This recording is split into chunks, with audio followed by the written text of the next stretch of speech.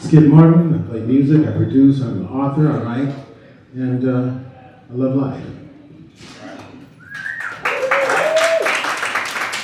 My name is Souraya Christine. I am a speaker. I host a national women's conference called Women in Leadership. Please come out next Saturday. It is at the East Las Vegas Library, ladies.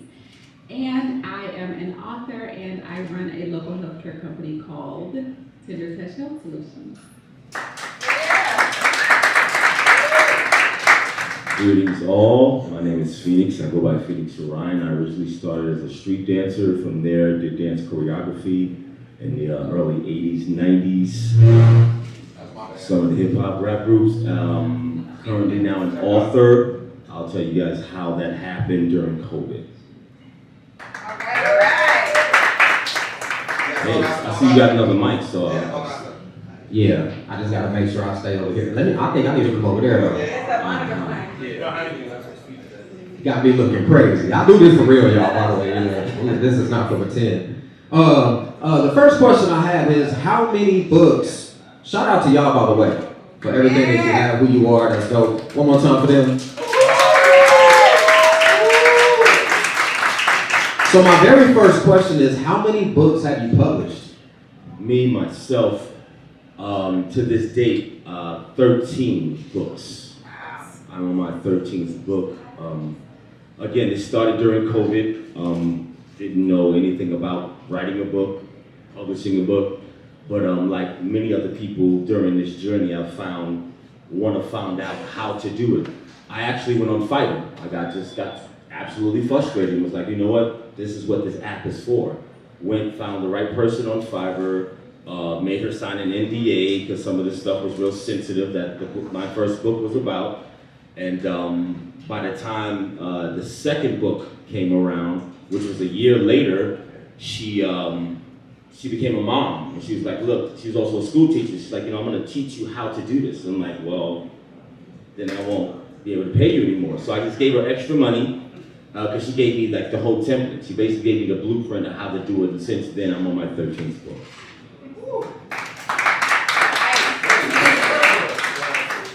So I have 13 published books as well, and then I have 2 more in the pipeline.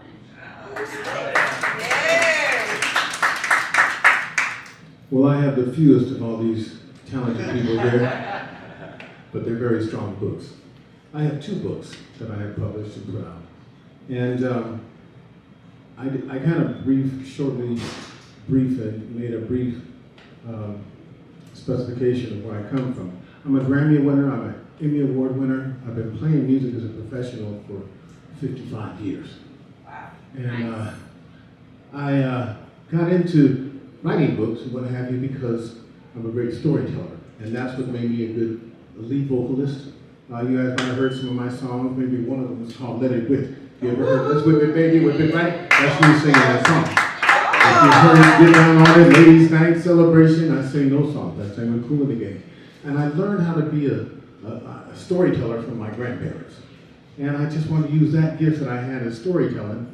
It translated into being able to connect with audience and people like yourselves and what have you. So I see a lot of new entrepreneurs and young people working on doing books and everything. And it's all about telling a story. And there's a few keys to success that I like to share with people, being a motivational speaker. If you have your little notes, your phone, whatever, take this down, because I'm not gonna write it down for you. I wanna give you first about 5 C words for success. The first C word is, you have to have courage to go in an environment that's less familiar and less comfortable to make your way. The second C word is, you have to have the vision to collaborate with somebody else that has gifts that you don't have because there's power in numbers. The third C word is, you have to be able to take correction because nobody knows everything. The fourth C word is, you have to make a choice, to make a chance at something that you believe in and follow through with that. The fifth C word, or sixth C word, the final one, You can agree with me or not, but this is where my foundation comes from. You have to have a relationship with Christ. And if you put all of those things together in that order and make others your priority, success is a given. But keep this in mind. Success is a double-edged sword. So I'm going to tell you a quick story. That's an audiobook. I'm going to give everybody this audiobook that's in here tonight. Well, until I run out. I don't know how many you have. And this has to do with success being a double-edged sword. It's one of the stories in my book, and I was writing out these stories to put them on this audiobook. Well, to write it out and make a book out of it. And it was so hard. I was getting caught up on the grammatics and the spelling, and that word didn't look right. Maybe I'm erasing and fixing it. And I just looked up in the sky and said, God, this is so hard. He just answered me and said, well, do what you've been doing and make a record. I said, oh, so simple, what? So I went into the studio and I recanted 10 of these stories for this book that I have. I'm going to give you. It's called Fables of a Paid Piper. Fables meaning like Aesop's fables. Paid, I've been getting paid to do what I do for a living. Piper is a singer or a player. So Fables of a Paid Piper. And all of these stories have morals to them at the end of the story, like Aesop's fables. So the one I want to give you about a double-edged sword has to do with, I was about 24 years old, 25 years old. I had a Grammy Award. Let It Whip was the biggest song in the band, the dance band. We were one of the biggest songs in the country, in the world at that time. We're playing all over the world, doing world tours and this. And I couldn't see my family, my friends. And when you come here, let's go and stop and go have dinner. I'm like, yeah, I love it. But then I'd be too busy, I couldn't see them. So I got to the Memorial Auditorium where I was getting ready to play in my hometown, Sacramento. And I called my mom about, 6 weeks before. I looked on the calendar, Mom, I'm going to be in Sacramento such and such a day, the Memorial Auditorium. She said, baby, that's great. I'm loving it. I'm going to make you dinner. I said, what, Mom? She says, yeah, I'm going to make dinner for you. I'm like, that would be great. She said, matter of fact, I'm going to make dinner for the whole band. I said, really? But there are 15 of us, Mom. She says, no, I'm going to make dinner for all of you. So I played Philadelphia. I played New York. I played Madison Square Garden. I was in Toronto, Canada. I'm making my way to Chicago, Detroit, Indianapolis, Atlanta, and I'm coming all the way across. I played in Florida, I played in Mississippi, I played in Alabama, and I was on my way coming all the way across. I got to Oregon, I got to Washington, came on down, we were in Sacramento, and I got there, and I'm so glad to be there. We played the show, my mom, my sister, my family, they all came to come and see me, and then after the show, they went back to the house to prepare the rest of the dinner that my mom was making for all of us. And at that time, we didn't have cell phones. I had to go to the payphone then. Skip. I love it, man. I love it. That's beautiful. That's beautiful. We got to keep pushing. Keep it going. Yeah, we got to keep it going. But I do have another great question for you. Yeah. I want to know, with all of the books that you have written, how long does it take you to write each book? It depends. I formulated a theory about doing that. When I did the children's book, I stayed up for 72 hours. I smoked cigarettes, I drank coffee, and ate Pop-Tarts for 3 days. And I started from day one, and I just kept going and kept going until I was finished. And it taught me another thing to another book that I'm preparing to write. It's called 1,000 Dreams. One completed idea is more valuable than 1,000 dreams. So when you start your book, don't quit till you finish it and move on. That's beautiful. Phoenix, how about you, brother? When I first met you, that's what I was impressed by. I said, man, he has a lot of books. How long does it take you to write each one? Well, I can't take total credit for it. Like I said, this beautiful sister that I found online in Philadelphia, she just so happened to be a school teacher, and I paid for a lesson. And once I mastered the template, I was told by my brother I'm an extremist, because I am. Anything that I focus on, when I get laser focused on it. And I've always wanted to be able to tell stories and write books. Like my music, I'm a recording artist as well. I've had the pleasure to be able to record for record songs with Skip Martin, also be his DJ for a while. But I've always wanted to tell stories, because I know like these stories, like Skip was saying earlier, they become movies too, guys. Like this stuff becomes films. Like a lot of films started as a book. It was the book first, like the whole Harry Potter series and stuff like that, if you're familiar with it. These things started as a book, so every single person in here has a book in them. Once she gave me the template, I'm gonna be honest with you, man. It's a day, like Skip was saying, like a day, like it don't take me long. Like once the idea is there, now that I have, like I said, the templates to be able to formulate like your story, it's up to you then. Do you have the story? Do you have your characters down? Do you have your beginning, your middle, and your end? Once you have that, story's there. That was very insightful. It's on you. Same question, sis. So I'll try to keep it pretty simple. The very first book that I wrote, that was my baby. That was the one that I had to give birth to, basically. That one took me a while to write because that one was basically me journaling, and it talked about all of my trauma and how I got through it and all of that. So that took me a little bit longer to write. Putting it together in book format took a lot less time. I would say probably about a week-ish.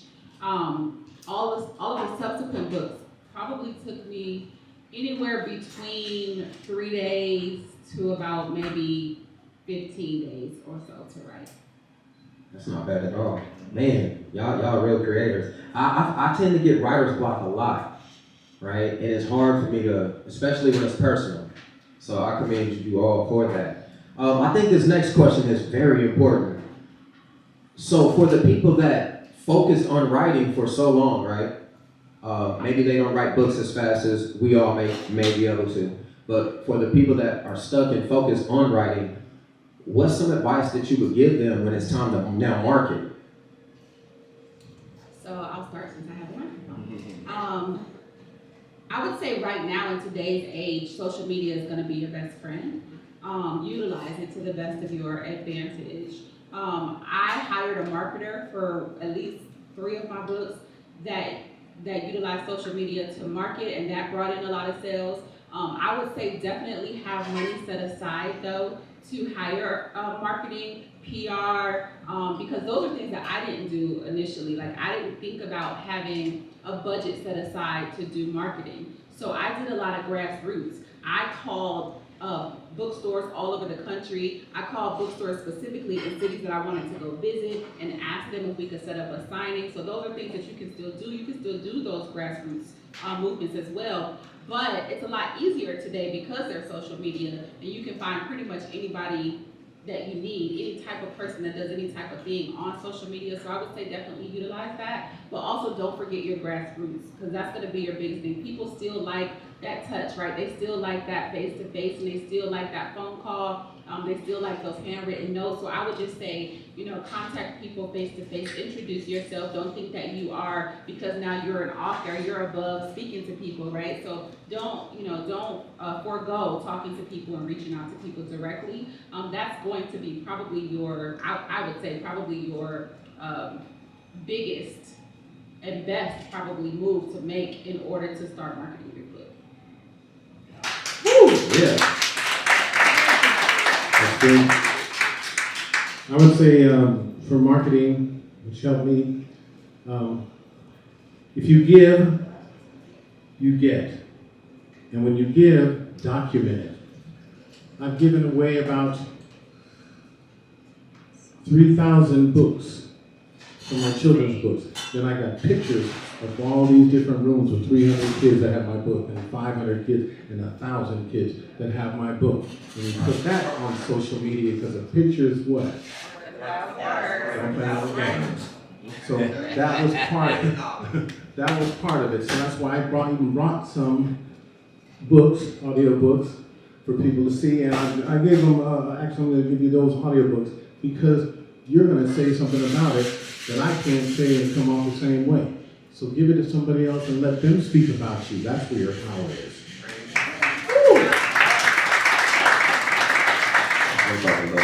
okay, to add on exactly to what Big Bro said right here, I mean, my first book, I didn't know what to do. You know, since I thought I was a promoter and I promote music and I promote clubs, I can promote a book. No, nobody knew who the hell I was. Nobody cared.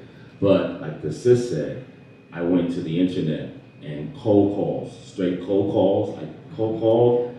I just looked up publishing companies, anybody who could be interested in the book, all bookstores, and I'm gonna give you guys a key right here, what I did.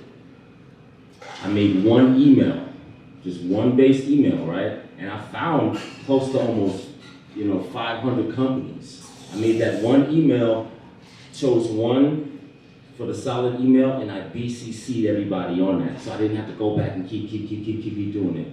And in the year, this was 2023, Sony Pictures offered me $10 million for my father's story. So I'm sitting on that. I mean, I have advisors that's like, if they offered you 10, of course you can get close to 50 or 100, so don't take that deal. So I'm not gonna take that deal, but I'm gonna keep creating. So the internet, and also to what Skip said, what I realized in the beginning also first, people wanted that hand to hand. A lot of people aren't too tech savvy, which two of my books that inspired me to write two of my books, because they was like, I would rather get it from you. But some people didn't have an Amazon account. They don't trust the internet like that. They don't do, financial transactions. They don't have Shein, and they don't, some people don't do that. So they was like, look, I would rather buy it directly from you. So I had to start buying my own copies of my own book. And also what Skip said, you give and you receive. I started giving them away. Like sometimes I'm somewhere, I may be selling my books, I see somebody who needs that knowledge and that wisdom because it don't belong to me, I'll just give it to them. Just give it to them. We know what we did to produce and to create our books, how much they cost to produce, and I'm not trying to be rich off of this book. Because like I said, this knowledge and wisdom that we're trying to spread, I wish I could just give them all away. If I could, I would. Two things, really fast. One thing is, don't be afraid to market yourself. Like, don't be afraid to talk about yourself and what it is that you do. I think a lot of times we get ashamed of speaking about ourselves and what it is that we do. We don't want to talk about ourselves. Don't be afraid to talk about you and what you do when you meet somebody new. And the other thing is, I know some of you guys may still be a little bit timid about this, but use AI to your advantage, right? Like right now, you can get AI to create you an entire marketing plan. So utilize that. You can get AI to create every single detail about how to market yourself in your book. So use that to your advantage as well. Use it. Use it. All right, this is going to be the very last topic, or topic question for this panel, and then we're going to get to the next set of ladies. So, from concept to your first sale, how long was that process? So with my first book, my first book actually went through a publishing company. Okay. That was back in, I think, 2012. And it was about a 6-month process. Subsequently, the books after that, I self-published every single one of them, and it was a much quicker process for me. So I would say probably about maybe 90 days, maybe 60 to 90 days was the rough time frame. Okay, thank you. My first book was called Surviving Marcy. I was obviously born and raised Brooklyn, Bed-Stuy, Marcy Projects, Jay-Z, you guys may be familiar. Both of my parents were in the Black Panthers, and my dad was one of Malcolm X's bodyguards. So the story itself was already intriguing, and people that I grew up with kind of already knew my story, so I tapped in with them, like everybody in the projects, like literally. And when the book came out, for people who purchased it, I would have them like take a picture of themselves in the book, and I would repost them with the book. So it almost came like a competition thing for who had the book and who didn't have the book. So, I mean, I sold a lot on that, my first book. Actually, when it dropped, that week it dropped, I sold several copies with that little marketing scheme. Man, congratulations. Talk to us, Skip. Talk to us. It probably took me about 90 days to 120 days, somewhere to really make a sale on it because of the production time, and I made sure to make quality product so that when people touch it, they hold it in their hand, they feel the quality of it, they see the colors of it, they read it, it's simple, less is more. If you got a book that's got a lot of words in it, a lot of this and that, so forth, people tend to go, shit, I ain't got time to go through all that shit. I got shit to do. But make it simple, make it less is more, and then people will they'll be intrigued on that, and then they will purchase that feeling, because you're not selling yourself, you're selling that feeling, that emotion, and if you target that, the universe is a mirror. It reflects what you put into it. I love it. Thank you so much, sir. Now, before we let y'all go, you gotta get a conversion. You gotta let everybody know where they can find your books to make a purchase. We can start with anybody. Let's go. I'm gonna take the mic. Yeah. So I do have copies of my books with me here today because, I believe that you should be prepared all the time. So there are books. My very first one is called When It's Strong, Strong Enough. And that is my baby, but I do have several copies. If any of you have ever been divorced, I do have books on divorce as well. I have a children's book with me and a business book as well called Shiny Ball Syndrome, How to Fix Your Focus. Yeah, so. But also, you can follow me on Instagram under Souraya Speaks. That is Souraya Speaks. So I would like for you all to take out your phone because some of you are not even paying attention to me as I Phones speak out, right phones now. out. So phones out, please, because I would love for you guys to all follow me on Instagram and I will follow you back. So it is SOURAYASPEAKS, Souraya Speaks. On Instagram, you can find anything that I am up to through that channel. Also, my books are all on Amazon, or you can just hit me up in the DMs and you can get one from me personally anytime. Yeah. Make sure y'all do that. Boom, got you right there, sis. All right, follow. That's what's up. That's how you do it. It says Phoenix Orion on everything. Phoenix like the bird, PHOENIX. Orion like the constellation. On every social network. On everything, on every platform, Spotify, I have music and everything out. When you go to Amazon, just look up Phoenix Orion, now I'm there. But you're gonna see a book that's with a guy that's shirtless, and it's a flaming bird behind him. That's not me. Yeah, that first one, no, you're gonna see. When you find me, you're gonna see all my books. Have a certain, nothing against nothing, the Honey Bun community, but that first one, that first Phoenix, not me. So yeah, Phoenix, all right. Let's go.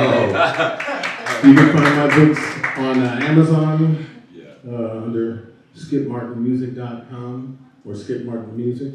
You can find me on IG and every other platform, from YouTube to whatever else, like Spotify, you name it. Under @Skip Martin Music. Let's go. One more time for our amazing panel. Skip Martin, Souraya, and Phoenix. Let's go.